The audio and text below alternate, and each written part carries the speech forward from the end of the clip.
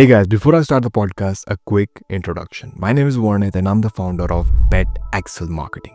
Pet Excel Marketing is a marketing agency that specifically works with pet businesses. Over the years, we have worked with pet food brand, pet relocation businesses, pet SaaS companies, pet clothing brand, cat food businesses, dog grooming services, and many other product and service-based pet businesses globally. Our services includes everything from creating graphics to running your ad campaign. Not only that, we have built amazing websites and apps for pet businesses. So if you have a pet business and would like us to help grow it, click on the first link in the description to book a call with our team. Now enjoy the podcast. Hey guys, welcome back to Pet Brand Podcast. I'm your host Varnit, and today we have a very special guest with us. Our guest is Bleu Stessia, the visionary founder of Indoor Cat, a luxury pet brand that's making waves in the world of cat care. From a passion of providing the best for our feline friends to innovative product development, Blue has truly redefined what it means to take care of indoor cats. Today, we will be diving into Blue's personal journey, the story behind Indoor Cat, and exploring some of the groundbreaking products. So, without further ado, welcome to the show, Blue. Hi, thanks for having me. Great, great. Yeah, so let's get started from the beginning. I would love to know more about your journey that led you to creation of your brand, and can you share the story behind starting Indoor Cat? Okay, so my background has always been in human resources, and after graduating from college, I went over and did an internship for a year in the United States. Uh-huh. And lots of my friends had cats, and it Mm. was quite normal there's different cultures to cat ownership in different countries around the world. Yeah, yeah. And in Australia and America, it's quite normal to keep your cats indoors. Mhm. And it's a growing phenomenon in the UK. And over the last 10 years, it's really started to take traction. Mhm. But when I was living over there were products and services available for cats because it's normal to keep cats indoors. Yeah. And having friends that had cats, I became accustomed to them. And when I returned to the UK, I got a cat myself, Mhm. and they had certain health issues.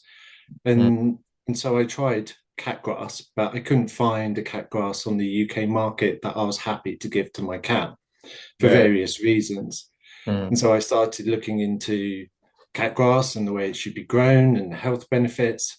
And there was just nothing on the UK market that was not even a quality product that I would give to my cats, but it was actually meeting UK law. And so I set out to actually find the suppliers that could provide me the ingredients that I needed to grow my own cat grass. And long story short, I started growing my own cat grass for my own cats, then my Okay. neighbors' cats, my Uh-huh. friends' cats. Yeah. And before I knew it, I was growing more cat grass for everyone else than I was for my own cats. Mhm. And so I understood that there was a need there, Mhm. and that the way I was growing the grass and the quality of the grass that I was growing. And also, no one was providing a ready grown cat grass service in the UK. It was all in grow your own kits or seeds. Whereas I developed a product where we could ship it overnight. And I continued working in HR, and over several years, I sort of phased out my full-time employment and started to focus more and more on the business to where we are today, where we've served over 8,000 customers. Wow. So we've grown very organically. Mhm. I'm one of those people that has to be perfect before I put it out. So I spent about a year. The company was founded in 2017. Okay. I decided to focus on, although the company is called Indoor Cat Ltd, I Mhm. decided to focus on My Cat Grass is the Yeah. first brand that I Yeah. wanted to launch. Uh-huh. And so I focused on that. Mhm. And I really wanted the product to really be good quality and provide valid health benefits to cats, Mhm. rather than a product in the UK that had already been seen as a bit of a novelty. There's lots of myths around it, like cats are always sick or Yeah. they're not feeling very well, so that's why they eat the grass. Yeah. And so, having looked at the research and the science behind it, I wanted to also educate people with cat grass that actually it is a health benefit for them, and try and re-educate them and take them away from Like all the currently, you online. are the only one in the UK market who's doing this, right? Yeah, on the ready grown side, there's lots of companies that are doing grow your own kits or grass seed pouches. If you go onto some of the auction platforms, Okay. there are lots of people just selling the seed, or they're doing grow your own kits with vermiculite. So it's just grown in vermiculite. Mm-hmm. And this is all done because it's cheap, it's economical to ship, whilst you can still charge the same price that we charge for Yeah. our organic food licensed Mm-hmm. cat grass that comes with, certified health benefits. Yeah. So, it is a luxury product, Yeah. simply because it has to be shipped overnight and that incurs courier costs. Yeah. But we try to keep our costs as possible because we want as many cat owners to have a good quality cat grass. Yeah. So we sort of take a hit on our profit margins to try and ensure the UK cat population has a reliable quality product, rather than what can be sometimes a very dangerous product. Yeah. So our competitors grow in vermiculite because it's light, but it's actually classed under UK law as an industrial waste product, and it's classed as an industrial dust annoyance. So it's sort of on an amber warning of as a dangerous material. You find gardeners add it to compost so that it aerates the soil, it provides gaps in the soil. It's an inert growing medium, so as soon as the cat grass grows, then the seed has no energy left, so it needs to draw its nutrients from somewhere. We put ours in organic soil, and it's a deep pot of soil, so it's a 1 litre tub of soil, whereas typically you might see in pet shops, it's either in vermiculite, which is inert, or it's in a compost mix, which might have perlite and other things in it, which is dangerous to cats. But they're always very shallow pots, which is no good because after a few days of growing, all the nutrients are used up and your grass starts to die, which is why you're always having to grow it all the time. Yeah. Whereas, ours lasts, we say to beginners, it lasts 2 to 3 weeks, but we have had customers that have made it last much longer. So, there's a little bit of a learning curve, but we've designed it to be as easy as possible to grow. Wow. Amazing. And like as with any new venture, there's always challenges, right? So especially in the early days, like what were some of the challenges you faced in the early days of Indoor Cat? I think trying to find a good courier so that we could get our product out to our customers. Okay. And you only need to look at the review platforms of some of the UK's couriers to understand that at best, they're finding it challenging to deal with the volume of parcels on their network. And when you're sending out a product that's essentially fresh produce and the customer's paying for it to be delivered the next day, they expect it to be delivered the next day. Yeah. But that also comes at a cost. And so when you compare that to online platforms such as Amazon and eBay, where free shipping is offered, it becomes challenging to sort of, encourage customers to purchase your product at the same, maybe a slightly higher price or the same price, but then they have to pay the shipping cost on top. And it's about educating customers that shipping cost is actually coming out of the quality of the product, because those companies still have to pay shipping. So, and that's how they're managing to achieve it. And so it was about education of the cost of couriers and finding good, reliable couriers. And we've tried a few. Currently, we partner with DPD. We've partnered with APC, DHL, but we find most of our customers across the UK have least issues with DPD. So I think we've got to a point now where after several years that we've got a good relationship with DPD, issues are resolved quickly. And if it doesn't work out, then we'll always ship it fresh again. So good courier partnerships. And then there's also the big educational piece around why cat owners should purchase, rather than grow your own kits from pet stores, that have vermiculite as a growing medium, or non-organic soil, or even from flower shops where the grass is sat right next to lilies or other flowers, which all parts of those plants are highly poisonous to cats.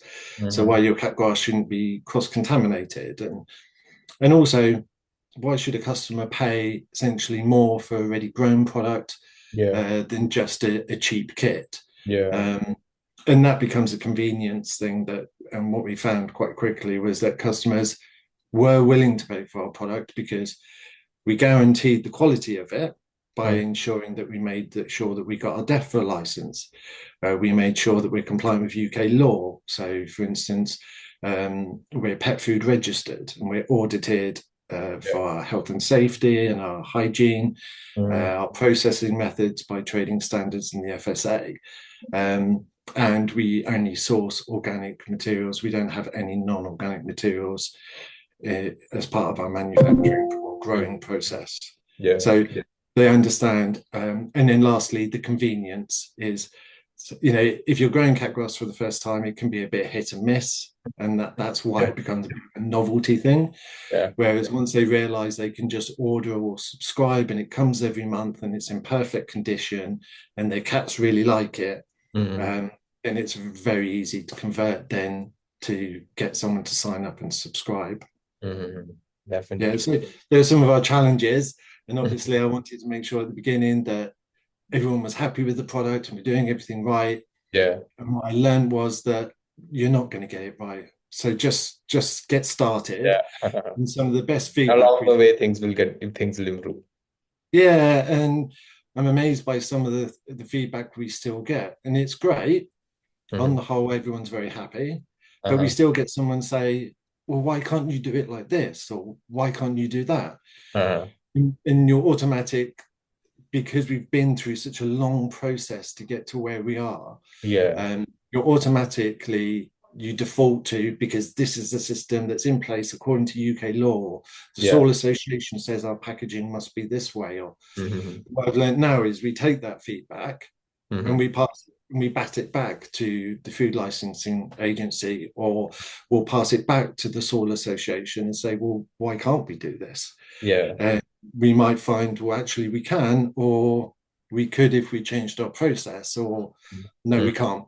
But then and then lastly, feeding that back to the customer to say, right, this is what we found out. This is what we can do. This is what we can't do. And, so in the early days, a lot of our feedback was on the packaging.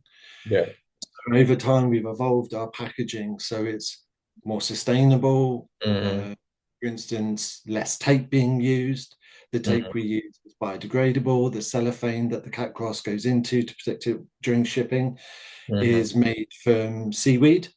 So it's biodegradable and it doesn't have any oils in. So you can literally put it into your composter and it's not going to degrade the quality of what you're already composting. So, and that's been a process that we've learned over several years. Love it.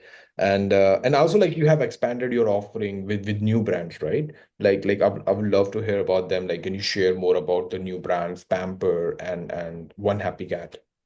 So one of the things we've learned over time is our cat grass products are actually suitable for small furries. So, for instance, I was so focused on the cat market that I didn't think about other animal owners. And so we have rabbit owners that are looking for organic dandelion seeds.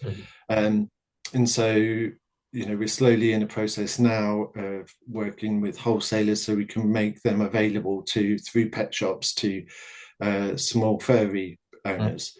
And the same with Pamper. So Pamper was an idea to bring a range of household cleaning products that were bleach-free and that could be used in the home. And you might think, well, that's been done before, and there are lots of the home cleaning product sector has been through an evolution over the last sort of 5 years where products have been safer to use around children and pets. What we've actually found is when we examine those products, they still have harmful chemicals in, and mainly they focus around suffocants. So Pamper was to bring a product range of household cleaning products to the UK market that cat owners could use that didn't have any bleaches or any suffocants in. And then to complement that with a range of products that may have chemicals that you can use, but you have to wait for them to dry before they're safe for animals to come in contact with, which is usually, if you read the small print, where we're at the moment with most chemical cleaners. And so that was the idea. And then what I learned through my cat grass is that actually there's a wider market. And obviously, like myself, I have 2 cats and a dog. And so we're going to go through, we put that on Pamper on hold for 12 months whilst we rebrand.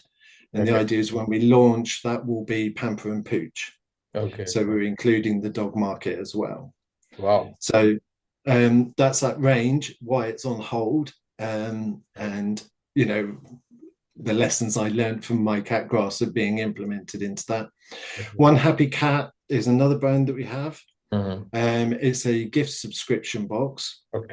You can buy it either as a one-off or on subscription, and you can set your subscription frequencies.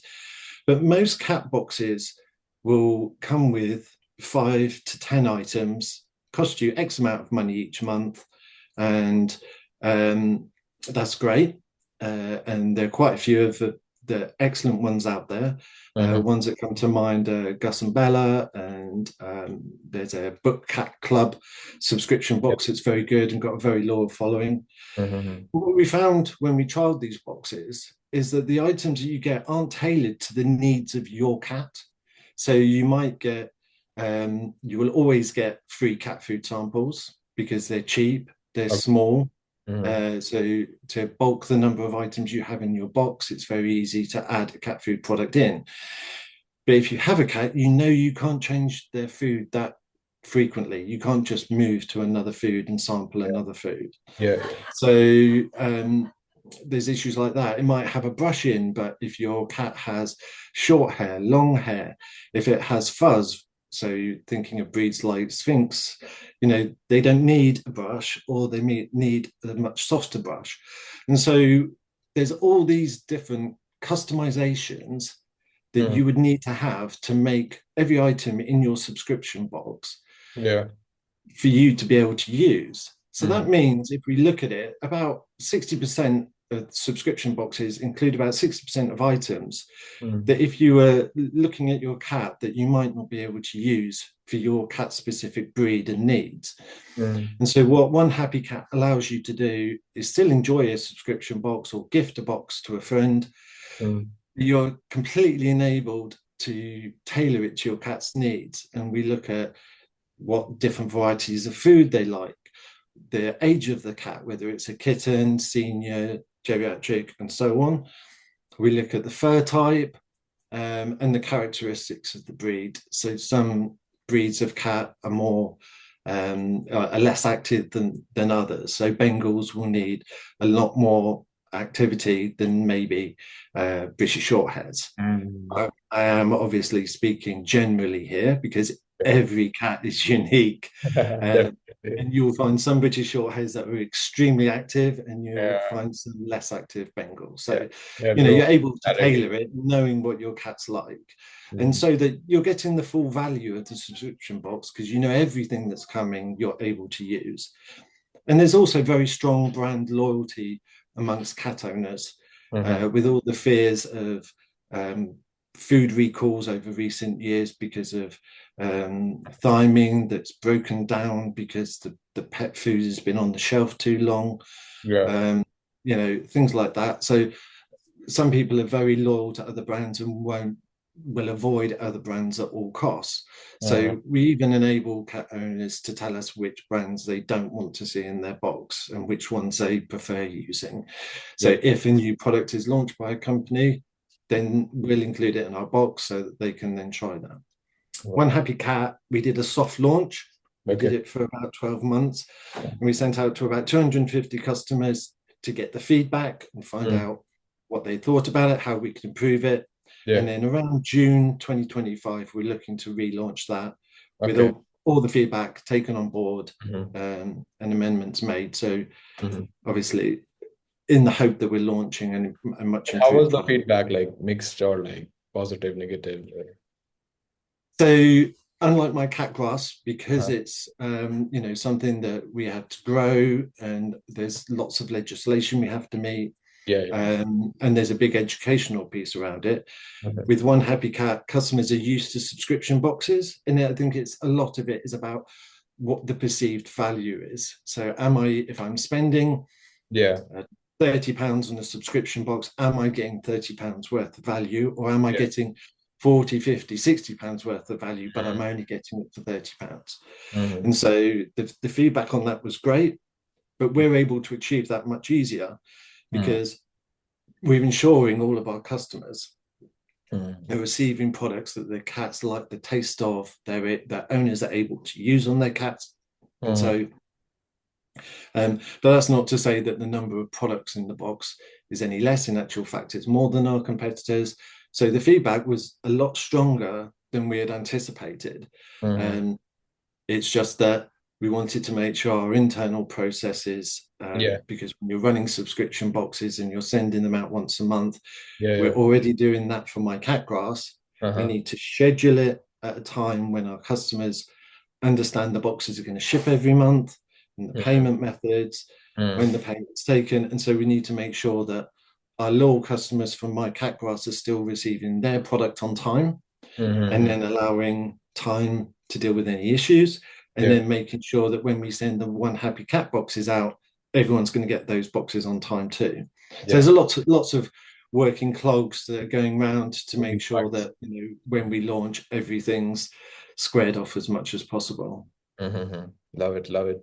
And also like building a loyal customer base is crucial for sustained success, right? Like how do you engage with your community of cat owners and stockists? Yeah, so we typically go out to cat shows. We sponsored a lot of GCCF and FIF cat Mm-hmm. shows. Mm-hmm. So we're able to have ambassadors out there at those shows, or we'll attend ourselves. Okay. Um, we've tried to do educational pieces and be sponsors of prizes for certain classes, or even the whole cat show. Mm-hmm. We did that for FIF for the last 2 years. Um, and we're actually in the process of looking for a sponsor moving forward. So we're looking for another cat show or another registry to sponsor moving forward. Okay. Um, so we've done that piece of work. A lot of it is about just how much information is on our website about each brand, and the benefits. Mm-hmm. With stockists, we're only starting to move into wholesaling now. Yeah. So we're currently negotiating with two of the four largest wholesalers in the UK, So, and we're hoping to get our products launched with them soon. mm-hmm. And the idea then is, with my cat grass, we have three entry price points, and that's the seed pouches is the lowest entry point, where you grow your own, you provide your own compost. Yeah. The grow your own kits, where we provide kits in 6 different varieties for you to try to see which one your cat prefers. Mm-hmm. Um, and that sort of medium range. And then the top end is the ready grown cat grass. And that's because of the cost of the currying Mm-hmm. and the fact it takes 14 days to grow, and we have to care and for the heating, the electricity, the water, and Yeah. everything whilst it's growing. Mm-hmm. And so, with our different price points, we've basically got three different markets. And so we engage with them in different ways, whether that be Facebook advertising, educational pieces at cat shows, the Mm-hmm. information we have on our website. Yeah. And periodically, we produce brochures with the latest updated scientific research, and we include those. So we'll print off Mm-hmm. 1 or 2,000, and we'll do a run where every customer that orders over from us over a period of 3 months will receive one of those updated brochures, so they get the most up-to-date information. Mm-hmm. Love it. And also customer feedback is essential for continuous improvement, right? So like what's been the most rewarding feedback you have ever received from the customer? Good question. um, I always think of a particular customer who had several cats, Uh-huh. who was disabled and suffering from Okay. dementia, Oh, living alone. And he would quite often call me, and I knew him by his first name, and we'd have long chats about his cats. uh-huh. Um, and he called me one day to say that unfortunately he couldn't afford the subscription anymore. Okay. And so obviously that was disappointing to hear from a business perspective, Yeah. and also personally to hear that his circumstances had changed. Mhm. But we understand it, and we came to an agreement. We put his subscription on hold, but I didn't quite feel comfortable with that. He'd been a loyal customer Yeah. for a couple of years, and so I continued sending out the box to him for a few months to bridge that gap, Mhm. until he was in a financial position to reinstate subscription. Now, Mhm. obviously, I'm not going to do that for every customer, Mhm. but because just because of the relationship that we'd built over the This phone, personal connection. Yeah. yeah, and I find that we have that a lot with our customers. Mm. That I know a lot of them by name. They will call me and they will ask advice. And in Mm. a time when it's very difficult to phone any business and get someone on the phone, Yeah. the Yeah. feedback I receive a lot is it's so nice to be able to phone and get to speak to the owner of the company. Uh, And I'll say to them, they'll say, "Oh, I'm missing something." Okay, well, really sorry, we'll ship that out. mm. We all make mistakes sometimes. And I'll say, I hold my hand up and I'll say that was my mistake. I actually packed your box, so I should know better. Um, you know, um, uh, and then other things like the way customers will say, "I don't get paid on the first when the payments come out. Can you do my subscription on another day?" Okay. And so, we try as much as possible to support our customers. I think that's because we're sort of small enough to be able to do that. Yeah. Um, and whilst I would love to have this amazing multi-million business, Mm. I also would miss that contact with the customers and that personalized touch Mm. that we can fit in around their needs. And so, as I said as well, with One Happy Cat, we don't want to launch that and upset my cat grass Yeah. customers. Mm. Everything's got to, we need to keep our customers, no matter how big we grow, we want Yeah. to ensure our customers are always treated right. And I Mm. think that comes back in our feedback.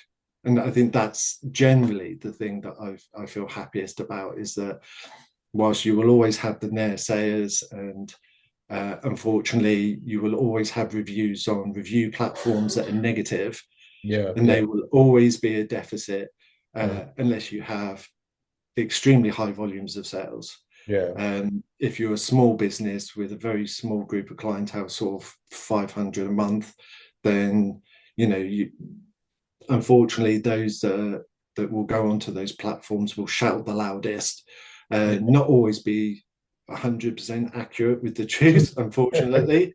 Yeah.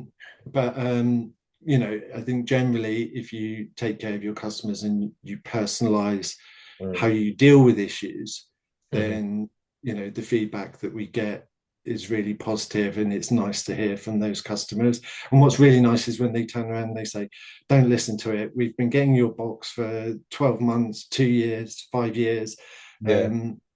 And we love it, and it's amazing, and just keep up the good work." Uh-huh. And it's sort of, because as a business owner, you always hear the bad and have to deal with the issues. So Yeah. it is nice to get that feedback to say, no, you are doing the right thing. You are Yeah. doing a good job.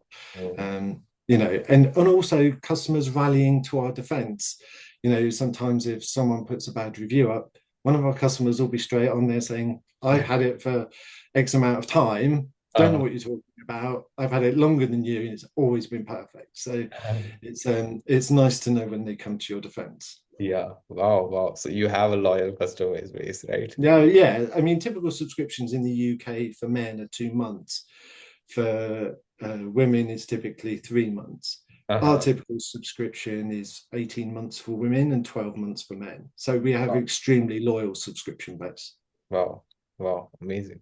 And let's talk about more about the entrepreneurial side, right? So, like starting a pet brand requires careful planning. So, like, what advice would you give to someone who's thinking of starting a pet brand, or let's say something in your niche? Yeah. So I think it very much depends on the product you're wishing to launch. Mm-hmm. If you're looking to do customized or artwork of, birthday cards, then my advice would be just get started. Just start today. Don't worry, everything will sort itself out. Mm-hmm. If you're committed to delivering good customer service, if something goes wrong, Mm-hmm. then you know you're going to put it right.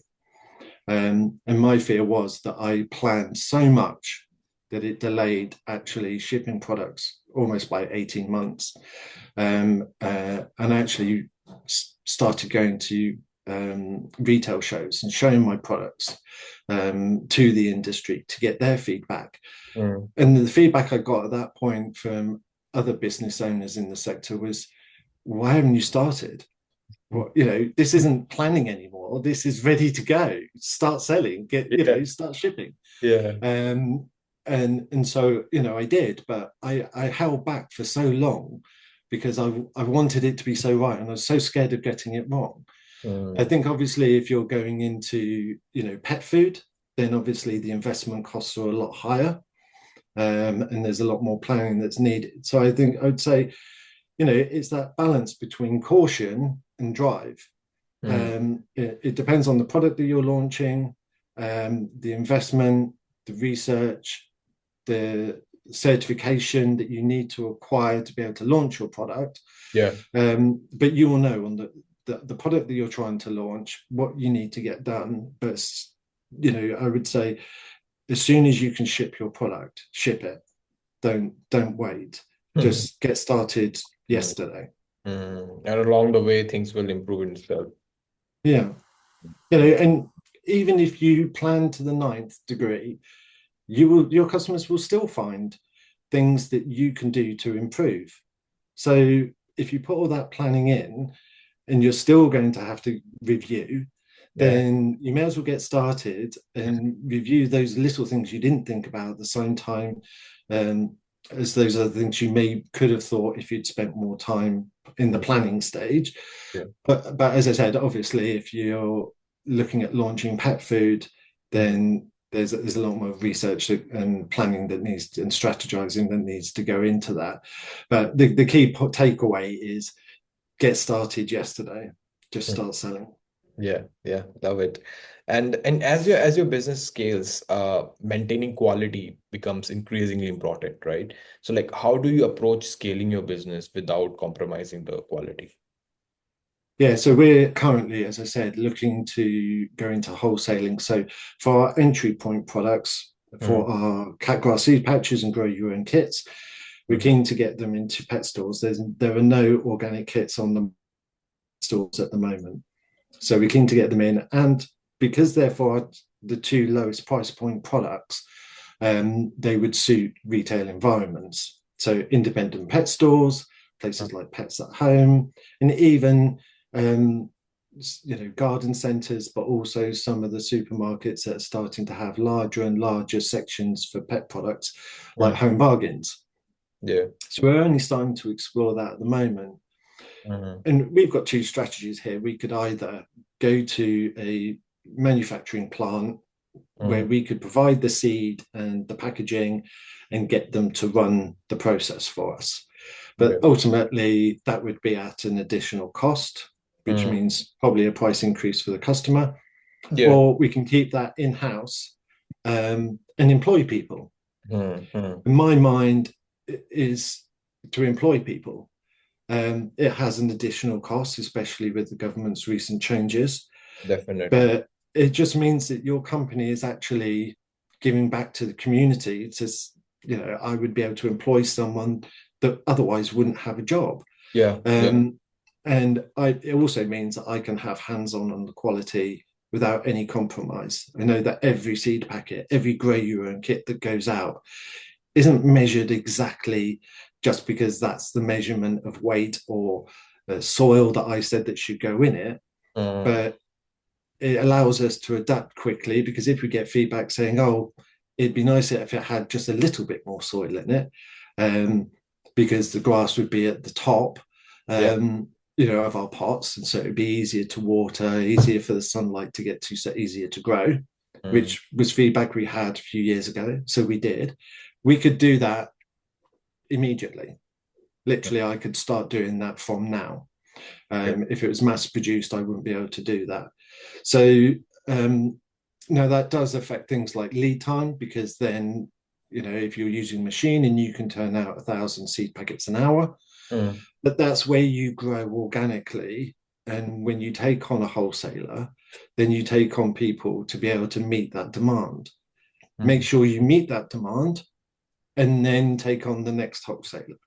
And so, and they're very much the same as I said with my cat grass, and then launching One Happy Cat. Obviously, I want to keep all of my customers happy, but I want to do it in a sustainable way that also benefits my local community. And that means employing people and not just trying to do it in the most economical way, so that I can make the most profits. Indoor Cat has never been about that. Love it, love it. And also the pet industry is rapidly evolving, right? So like, what's your perspective on the current state of the pet industry as whole? I've got my own personal reservations. So when we look at things like the proliferation of raw, dry, and wet food, and the arguments that go on, my concern there is the customer just gets left confused. If you look at cat food, there are 3 main brands advertising on Instagram and Facebook continually, talking about how their cat food is more beneficial than dry kibble. And yes, it may well be. This is not an argument about dry versus wet or raw. It's just that some provide more information than others. But essentially, I think sometimes the people that lose out are the owners, because they don't understand, because they don't have all the information that they need. And whilst it is there, it is available on websites. It's usually in scientific journals. The research is hard to find. And so really getting a deep understanding. And there are cat owners out there that do a lot of research, but the general majority of people are relying on brands to be honest and provide full information rather than just making product claims. And so my concern is that, with the launch of these disruptors, are they providing all the customers information the customers need so they can make their own informed decision? And then I think on top of that, I was doing a cost analysis because I've recently got a dog and I would like to move her on to a better source of food. So at the moment she's having dry kibble. And I'm just exploring, like many new dog owners are, whether I should move her on to a raw or wet food and what that might look like. And when I'm looking at the subscription cost, it's dry kibble is about £26 a month, and fresh food from one of the most prevalent brands on the internet at the moment can be anywhere between £60 a month and £100 a month. And whilst I'm sure they provide an amazing quality product, my concern is that it's a lot of money, and I wonder how much effort is being done to bring down the costs of the product in line with the volume of customers. So one would expect, when you only have a few customers, your product costs are going to be high. When you start to have thousands of products, thousands of customers, and tens of thousands and hundreds of thousands, then your manufacturing becomes cheaper, your packaging becomes cheaper, the cost of the product becomes cheaper. And so I worry what is actually being done for the benefit of the animal over driving profits. So one thing with my cat grass, we've been keen that as the number of customers has increased, we're able to grow in larger batches, which saves us money. And for those customers that have remained loyal with us, Yeah. some customers haven't seen a price increase in 4 years, despite Wow. cost of living crisis, Panama crisis, Brexit, cost of living crisis. You think back 5 years of all the cost increases, inflation, 10%, it's still compound 2%. Yeah. So, and we've managed to achieve that. So January 2025, for some of our customers, will see the first price increase they've seen in 5 years. Now, some might argue and say, well, that's poor business sense. But then that's why we have a loyal customer base and still turn a profit. So it's a balance between, a healthy product for the pet, good value for money for the customer, and the ability to employ a team without doing it purely for the sake of profit. Love it. And like every market has its own overlooked opportunities, right? Especially in niche segment. So what do you think are some of the overlooked opportunities in the pet product market right now that, if somebody's listening to podcast, they can, get into it? Yeah, so I think the cat market, we've seen a boom in dog ownership over the last sort of 3-4 years with COVID. So we've had a boom in dog ownership. With that, a boom in specifically dog products or dog tailored products. But I think what the cat ownership has always been sort of like the poor cousin to dog ownership. The products are always quite cheap, sourced from various places around the world that aren't known for the best quality.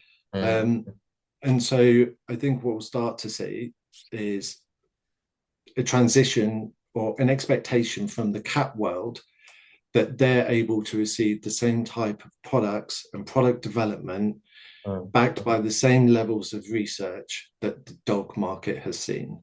And I think there's big opportunities there, which is why obviously, why Indoor Cat has started to launch more brands or will be launching more brands in 2025.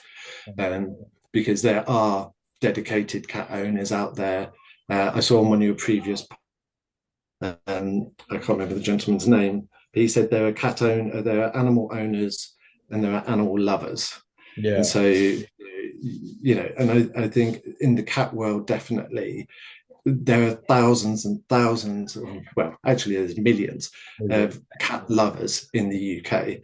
And I think they deserve a better product range than they're receiving at the moment in all types of products.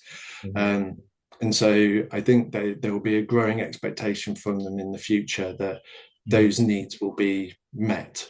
And so I think there's lots of opportunities there. Wow, love it.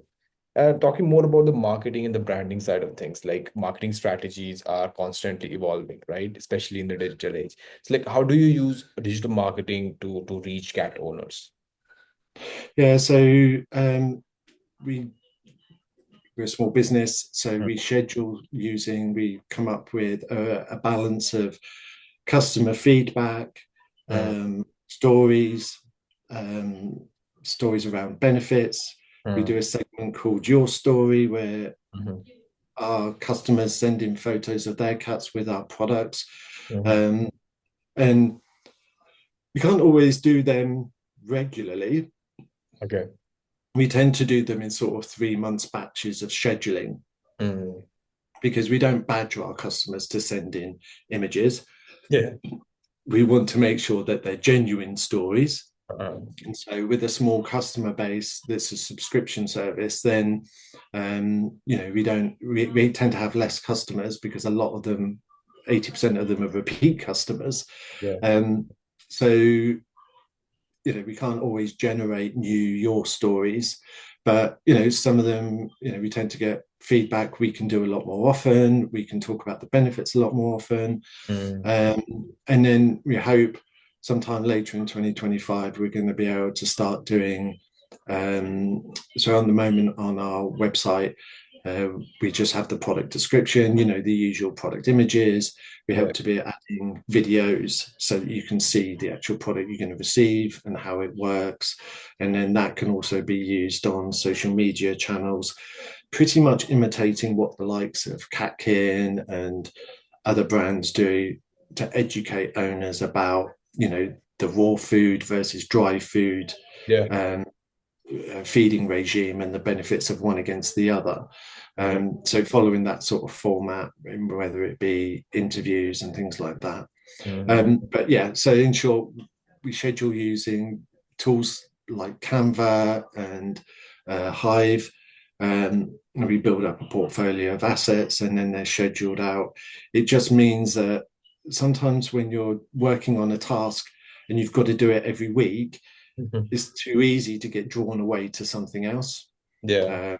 As a distraction. Whereas if your task for that week is to do all of that, then you can focus solely on that and you can achieve a lot more. And then it's done. We got 3 months worth. It took us a week, but we got it done. Whereas if we have to sit down and do it every Friday, then something else happens on a Friday. And then that means next week's schedule of social media posts aren't going out. Yeah. So planning, building up the assets so we've got what we need, and then setting a dedicated time when we know we're not going to have any distractions to get it done.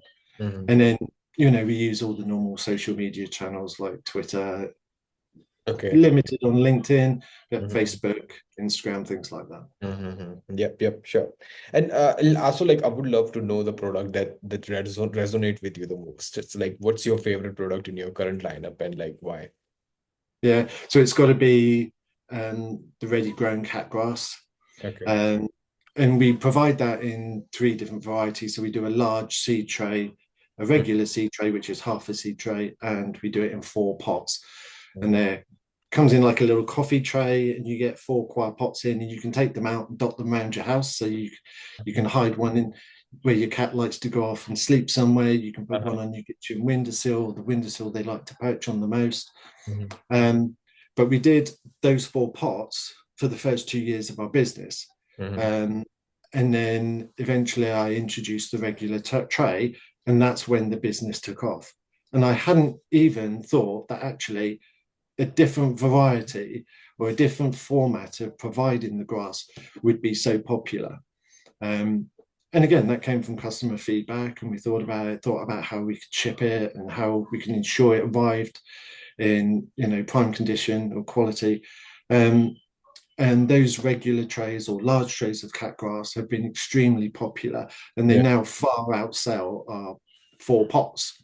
But we still do them because they're popular with some of our subscribers, and it's another option. But yeah, the regular trays, because now we can ship a box that has a nice little tray station, a nice pot of organic soil, a spray trigger bottle, a little thank you card, instruction booklet, a little booklet on where you should be feeding your cat grass, and a nice tray. And so all they need to do is take out their tray station, put the soil in, put the grass on top, give it a spray of water, sit back, read their little booklet, and their cat can be enjoying their grass. It takes seconds to set up. It's extremely popular. It's so much easier to ship and to package, and is more reliable all round. So it's definitely my most favorite invention, if you like. Yep. And for our listeners who may not be familiar, if you could sum up your brand in just 3 words, like what would they be? If you could describe your brand in 3 words, like what would they be? Innovative, always looking for new approach. Quality, because if there's no quality, your customers aren't going to return.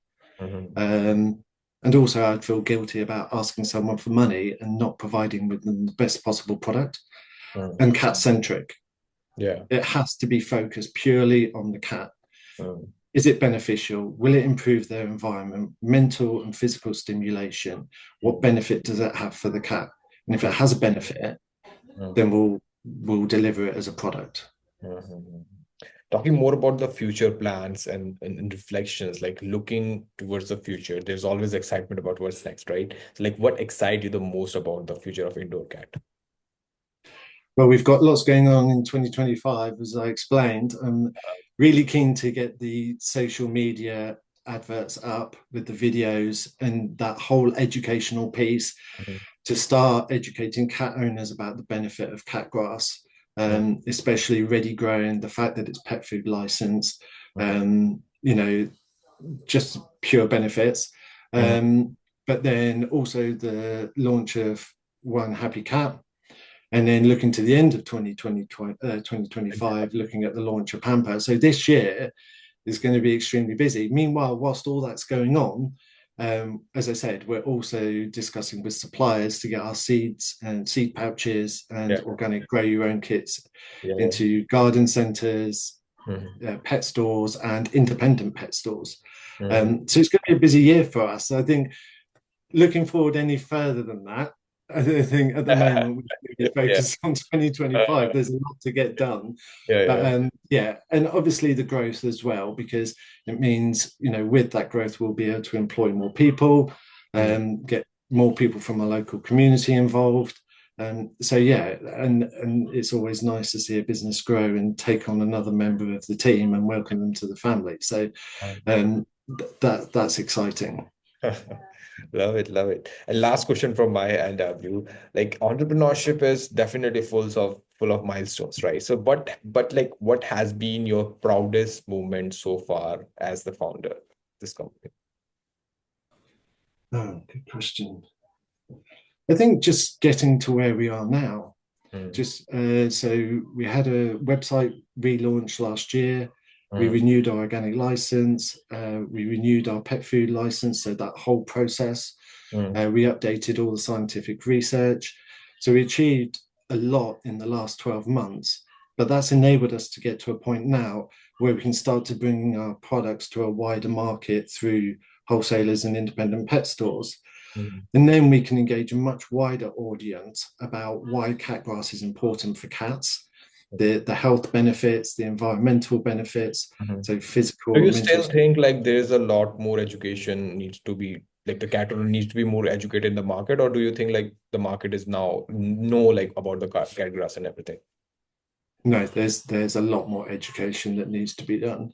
I think people know about cat grass, but maybe have never tried it, or they have tried it but given up on it because of the poor quality of product that they tried with. But they don't actually know about the fact that cat grass, especially our ready grown product, which is a pet food licensed product, contains thiamine, which is a vitamin that cats need to be able to absorb nutrients from their food. One of the biggest problems with cat food that's bought off the shelf is the fact that they have to add thiamine in a powdered form. And that's because cats need thiamine to be able to sustain themselves. So they use thiamine to take the nutrients out of the food and use it in their bodies, in layman's terms. So if that's the case, and it's added in powder form to wet food or all types of other food, then there's a legal requirement to add it and the amounts that needed to be added. But the problem is thiamine degrades over time. So if it's sat on the shelf for too long, and that's why we see these product recalls of cat food, because the thiamine levels have got too low.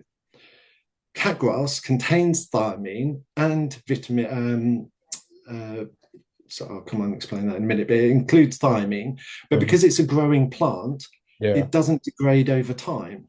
And by the time the cat grass dies and you need to replace it, the thiamine levels are consistent. So you've got an additional source of thiamine that you can give to your cat. So it has real benefits. In addition to that, wheatgrass, alfalfa grass, barley, and oat all contain carotene, high levels of carotene. And carotene in cats are converted into retinol. So the old adage of, if you eat your carrots, you can see in the dark. So it's sort of true, because in humans, we take in carotenes, we turn them to retinols, and then retinols are turned into vitamin A, which is good for your eyes. In cats, they take the wheatgrass, convert the carotene in the wheatgrass into retinols, and then those retinols are used to remove oxidized stress cells from the cat. So this aids with reducing the chances of having issues like PKD, CKD, and so that's polycystic kidney disease and chronic kidney disease. Alfalfa grass is extremely high in beta carotene, so it's extremely beneficial for cats. And so it's almost like a health shop. It's very good for your cats to eat it. And then you look at our dandelion plants and the health benefits of those. We actually sell them as an environment stimulator. Okay. But in the medical world, or in the veterinary world, dandelion root is actually used, a concentrated tincture is used in the treatment of cancer. So, you know, there's lots of interesting science going on about the products that we sell, you know, that cat owners don't know about. We went to the Cat Show Live recently, earlier in September, and you know, it was great because we got to meet 400 or 500 people at the show and introduce them to the benefits and explain how it all works. And so we know by engaging with that audience that while some of them may have known about cat grass, they don't know about just how good it is. So, you know, there's a lot of, still a big educational piece. And how do you keep up with the research? Like what's going on in the research part? Like how do you keep up with this? I'm very lucky that when we work with trading standards to get our pet food license, we're inspected and audited. So amongst our processing, they also look at our health and hygiene and actually our product claims. And they passed us on to get in touch with the veterinary medical directorate because we have to be careful that we're not making any false claims. And whilst we're not a medical product, so we have to make sure that we say things like aids or assists with or maintains. But then we have to prove that. And so we're very lucky that with our contacted trading standards and the VMD enforcement, that they say, well, have you heard about this piece of research? You might be able to say that. And so then we'll go and do a deep dive and we'll read the actual scientific study. And then they'll help us to say, right, for instance, a study might conclude that they need to look further into it, in which case we can't use it. We have to know that it's proven fact. And so they're very good at finding studies that have been completed, that come to a conclusion and they're proven. And so those two contacts have been extremely helpful for us. Yeah, amazing, amazing. Well, that wraps up today's episode of Pet Brand Podcast. Blue, thank you so much for joining us and sharing your incredible journey with Indoor Cat. Thank you. Thanks for having me. Bye. Great. Yeah.